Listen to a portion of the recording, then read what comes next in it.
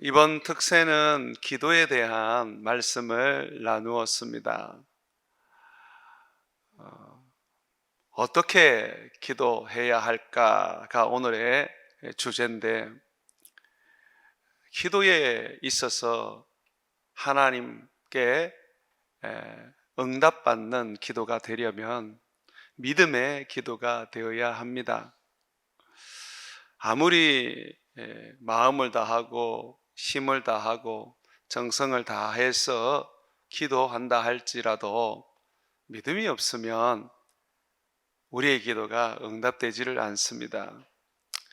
기도의 자세가 여러 모습을 성경에서 보여줍니다.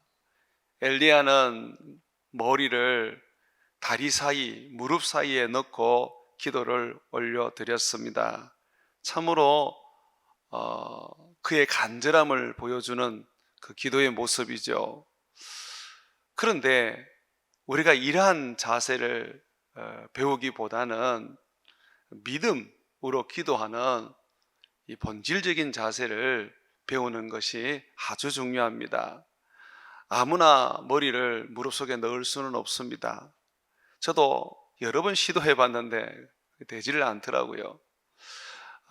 그래서 저는 기도의 자세라는 것은 내 몸이나 내 마음 이런 것도 중요하지만, 그러나 근본적으로 중요한 것은, 가장 우리가 우선적으로 생각해야 될 것은 믿음이라고 여러분들에게 말씀을 전하고 싶습니다.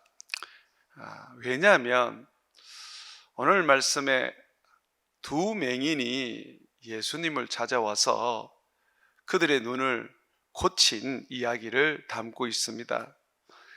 여러분, 구약 성경을 읽어보시면 맹인이 고침을 받아서 눈을 떴다는 그 내용을 읽어보신 적이 있으십니까? 없습니다. 한 번도 그런 기적을 일으킨 적이 없습니다. 모세라 할지라도 엘리야라 할지라도 맹인의 눈을 뜨게 할 수는 없었습니다. 그래서 구약 성경에는 하나님의 아들, 세상의 유일한 구원자가 오시면 보지 못하는 자들을 보게 하고 듣지 못하는 자들을 듣게 한다라고 말씀하고 있습니다. 가난한 자에게 복음을 전하고 마음이 상한 자를 고쳐주며 결박된 자들을 풀어준다, 그렇게 말합니다. 그런데 정말 이 구약의 예언대로 예수님은 오셔서 맹인의 눈을 뜨게 하시고 기머거리의 길을 열어서 듣게 해주시고 가난한 자에게 천국 복음을 전해주셨으며 마음이 상한 자들을 그 마음의 병을 고쳐주셨고, 또한 귀신에 매인 자들을 자유하게 하셨고, 삶에 매여 일평생 돈의 노예가 된 사람들에게 주님은 참 자유를 주셨습니다. 예수님께서 이러한 이적과 기적, 예수님이 오시기 전에 한 번도 보지 못했던 이런 놀라운 역사를 일으키게 된 것은 예수님이 하나님의 아들이시고 우리의 구원자이기 때문에 가능했죠. 그러면서 또 하나 중요한 것은 믿음이 있었기 때문에 가능했습니다. 믿음이 없으면 아무것도 할 수가 없습니다. 믿음이 없이는 하나님을 기쁘시게 할 수 없다고 히브리서에서 강하게 가르치고 있습니다. 믿음이 있는 자는 하나님이 계신 것과, 그리고 하나님 앞에 나아가면 상을 주시는 것을 믿어야 한다고 가르칩니다. 여러분, 믿음이 있어야 합니다. 두 맹인이 예수님께 나와서 예수님, 절 좀 고쳐주세요 라고 말하고 있습니다. 한번 여러분 보십시오. 27절입니다. 예수님께서 거기에서 떠나가실새 두 맹인이 따라오며 소리질러 이르되 다윗의 자손이여 우리를 불쌍히 여기소서 하더라. 예수님께 자기들을 불쌍히 여겨달라고 말합니다. 자기들을 좀 고쳐달라고 말하는 것이죠. 그러한 이들의 기도 속에 주님이 반문을 하십니다. 28절 한번 보십시오. 예수님께서 집에 들어가심에 맹인들이 그에게 나오거늘 예수님께서 이르시되 내가 능히 이 일을 할 줄 믿느냐. 맹인들이 예수님께 나와서 예수님 우리를 불쌍히 좀 여겨주세요. 우리로 하여금 눈을 떠서 밝은 세상을 좀 보게 해 주십시오. 우리의 장애를 고쳐서 정상인처럼 살게 해 주세요. 라고 그렇게 간청을 했을 때에 예수님께서 던지시는 질문이 이겁니다. 내가 능히 이 일을 할 줄 믿느냐? 이 맹인들은 주저없이 예수님께 대답을 했습니다. 예수님, 우리는 예수님이 능히 그렇게 할 줄 믿습니다. 주여, 그렇습니다. 우리가 믿습니다. 맹인들이 한 행동을 보면 예수님은 무엇이든지 다 할 수 있는 전능하신 하나님, 어떤 것이든 우리에게 주시고 모든 것의 구원을 이루시는 구원자임을 확실하게 믿고 있었습니다. 왜냐하면 이 맹인들을 보십시오. 예수님이 가시는 그 길을 따라다니면서 고쳐달라고, 불쌍히 여겨달라고 소리치며 따릅니다. 맹인들은 앞이 하나도 보이지 않습니다. 예수님이 어디 계시는지도 모릅니다. 그러다 보니까 그들은 예수님이 들리도록, 예수님 귀에 자기의 소리가 들리도록 어디에 계시는지 모르지만 소리를 크게 내어서 예수님을 찾았습니다. 간절함이죠. 정말 집요함이죠. 여러분, 믿음의 시작은 바로 이렇게 예수님을 찾는 데서 시작됩니다. 간절히 예수님을 찾고 집요하게 예수님을 찾고 어떠한 방해물도 그 방해물에 좌절하지 않고 뛰어넘어서 예수님께 나아가는 것, 그것이 바로 믿음의 첫 단초입니다. 그리고 두 번째를 보게 되면 이 맹인들은 예수님을 다윗의 자손이라 불렀습니다. 다시 말해서 예수님이 하나님이 약속하신 세상의 유일한 구원자임을 믿었단 말이죠. 성경에 능한 바리새인도 제대로 믿지 못했는데 수많은 이적과 기적을 멀쩡한 눈으로 보고 멀쩡한 귀로 예수님으로부터 생명의 말씀을 들어도 믿지 못했는데 보지 못하는 이 맹인들이 예수님을 온전하게 하나님이 보내신 구원자로 믿었다는 것입니다. 이것이 맹인들이 믿음이 있다는 증거입니다. 우리는 그렇게 예수님을 믿습니다. 우리가 예수님을 믿으면서 예수님을 섬기면서 살아가는 데 있어서 절대로 변하지 말아야 하는 것이 이겁니다. 예수님은 세상의 유일한 희망이다. 예수님은 세상의 유일한 구원자다. 예수님만이 나를 고치고 예수님만이 나를 살리고 예수님만이 나를 축복하신다는 것을 분명하게 붙잡고 있어야 합니다.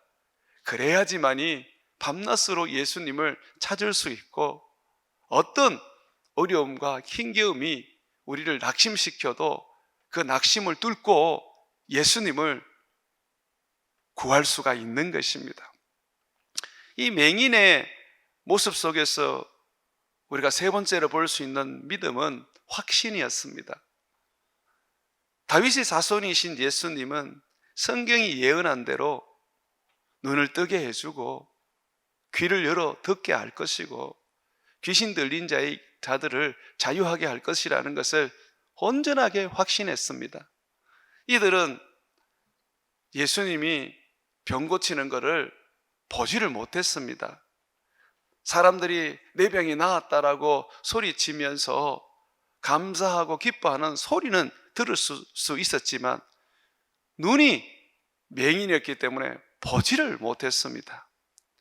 그런데도 불구하고 그들은 하나님의 말씀을 귀로 듣고 그대로 믿어버렸습니다. 특별히 다윗의 자손이여 나를 불쌍히 여기소서, 당신이 우리를 고쳐줄 줄 믿습니다 라고 고백했던 것은 그들은 구약 성경에서 예언했던 예수님이 보지 못하는 자들을 보게 하고 듣지 못하는 자들을 듣게 하고 억압된 자들에게 자유를 주고 가난한 자에게 복음을 전파한다는 것에 대하여 확고하게 그 말씀을 붙잡았던 것입니다. 그러니 흔들림이 없었던 것이죠. 예수 앞에 섰을 때에 그들의 믿음은 확고했었습니다. 예수님은 맹인의 눈을 뜨게 하기 위하여 예수님은 무엇보다도 그들의 믿음을 확인하셨습니다. 예수님께서 이적을 행하시고 기적을 행하며 축복을 줄 만한 그런 준비가 되었는지 예수님이 보셨던 겁니다. 여러분, 우리가 예수님으로부터의 축복과 능력과 기도 응답을 받으려면 그만한 믿음을 가지고 있어야 합니다. 예수님께서 실로암 못에서 눈을 씻어 깨끗하게 낫게 한 그 맹인의 사건을 통하여 믿음이 얼마나 중요한지 보여주셨습니다. 예수님은 모든 병자들을 말 한마디에 그리고 그가 손을 한번 갖다 대면 다 나아버렸습니다. 2번, 3번 기도할 필요가 없었습니다. 그러나 실로암 못가에서 눈을 씻어서 눈을 떴던 맹인은 실질적으로 이 믿음이 부족했습니다. 그래서 예수님은 이 실로암에서 눈을 뜨게 했던 그 맹인에게는 진흙으로 침을 뱉어 그것을 축축하게 이겨서 눈에 바른 후에 가서 실로암에 씻어서 눈을 뜨게 만들었습니다. 주님께서 믿음이 연약한 그들에게 주님은 믿음을 키운 후에 그런 후에 눈을 뜨게 한 겁니다. 어디 그것뿐입니까? 어떤 맹인은 예수님께 나와봤을 때 예수님이 첫 번째 손을 얹어 기도했는데 완전히 낫지를 않았습니다. 그냥 나무 막대기 같은 것들이 그냥 걸어 다닌다고 그는 말했습니다. 그랬을 때 예수님이 한 번 더 안수를 했습니다. 그때에 그가 깨끗하게 나음을 받았습니다. 하나님의 능력이 부족해서 그렇겠습니까? 아닙니다. 믿음의 문제였습니다. 베드로가 예수님의 말씀대로 무리를 걷다가 물에 빠져버렸습니다. 예수님의 능력이 부족해서 그랬습니까? 아닙니다. 믿음이 적은 베드로의 문제였습니다. 우리가 기도의 응답을 받으려면 자세가 중요합니다. 어떻게 기도해야 합니까? 믿음으로 기도해야 합니다. 흔들림 없이 믿음으로 기도해야 합니다. 야고보는 믿음을 가지고 기도하지 않으면 하나님께 얻기를 기대하지 말라고 가르칩니다.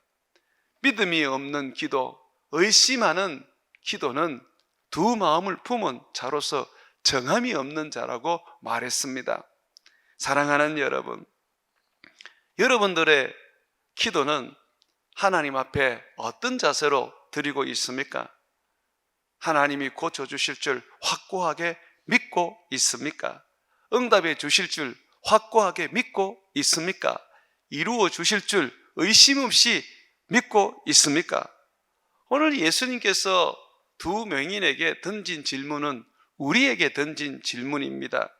내가 능히 이 일을 할 줄 믿느냐? 여러분, 잠잠하게 여러분 마음에 이 질문을 한번 던져보십시오. 예수님이 이 일을 정말 해 주실까? 예수님께서 정말 이 문제를 해결하실 수 있을까? 예수님께서 정말 이것을 내게 주실까?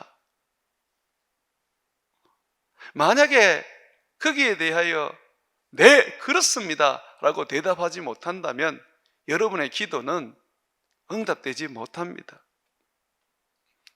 하루는 눈물고 간질하는 귀신 들린 아이를 한 아버지가 데리고 제자들에게 왔습니다. 제자들은 병 고치는 능력을, 귀신 쫓아내는 능력을 예수님께 받았습니다. 많은 병들을 고치고 많은 귀신들을 내어 쫓으면서 사람들에게 주목을 받았습니다. 그런데 눈멀고 간지라는 이 귀신 들린 아이는 고치지를 못했습니다. 나중에 산에서 내려온 예수님은 귀신 들린 아이를 고치지 못한 제자들 엄히 꾸짖었습니다. 왜 이 제자들은 고치지 못했을까요? 거기에 보게 되면 우리는 성경에서 답을 얻습니다. 성경은 이렇게 얘기를 합니다.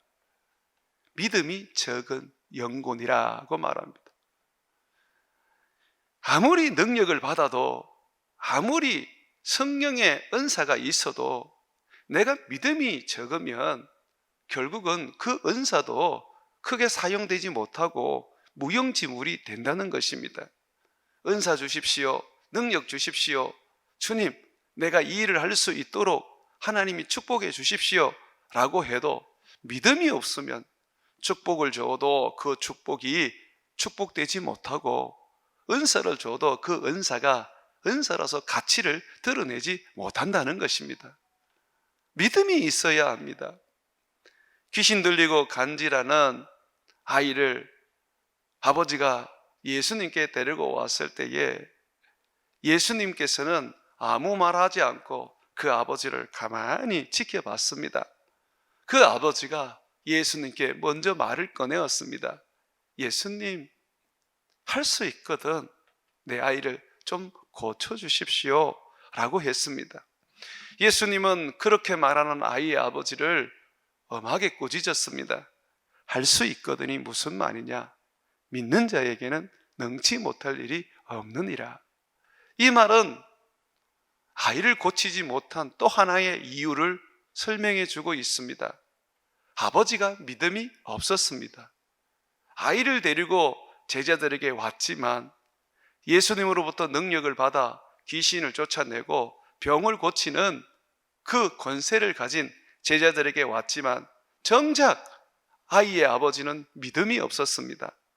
그렇기 때문에 이 아이는 고침을 받을 수가 없었던 것이죠. 예수님은 그걸 잘 알고 계셨습니다. 그래서 예수님은 아이를 고치기에 앞서서 아이의 아버지에게 믿음을 먼저 심어주고 주셨습니다. 할 수 있거든이 무슨 말이냐? 믿는 자에게는 능치 못할 일이 없느니라 라고 예수님이 하셨습니다.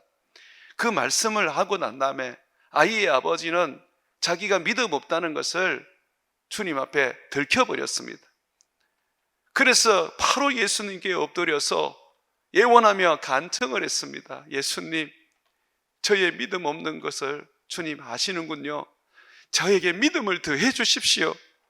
그러면서 내가 믿나이다, 내 아이를 고쳐주십시오 라고 했습니다. 사랑하는 여러분, 믿음이 없이는 아무것도 할 수가 없습니다.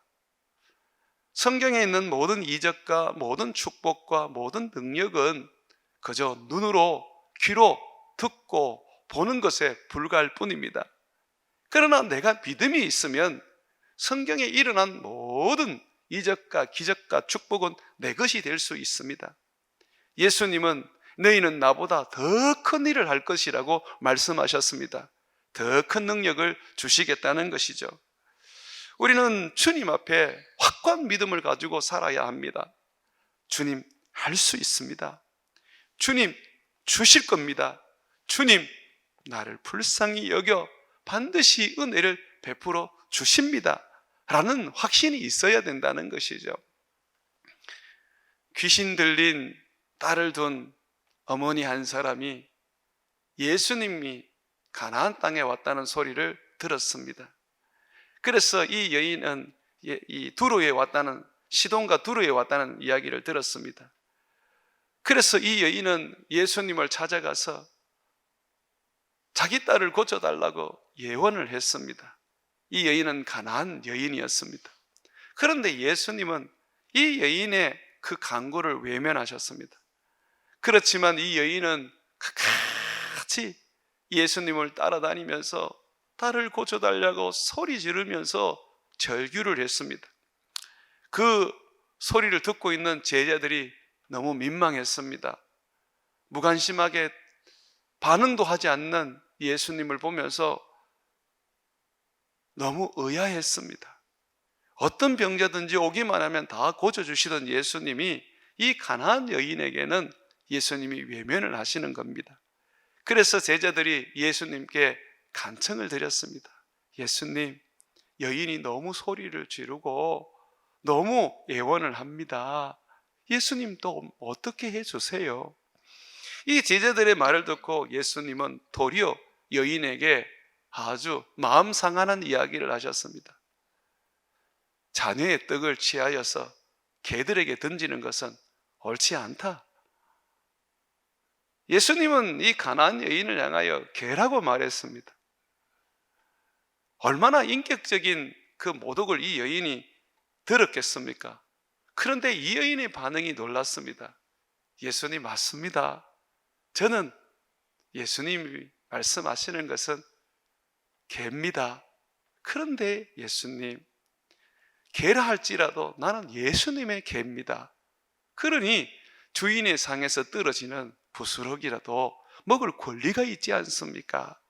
제게 부스러기라도 주십시오 라고 그렇게 예수님께 말했던 겁니다. 이 여인은 어떤 모욕을 받고 또는 예수님이 어떤 외면을 해도 굴하지 않았습니다.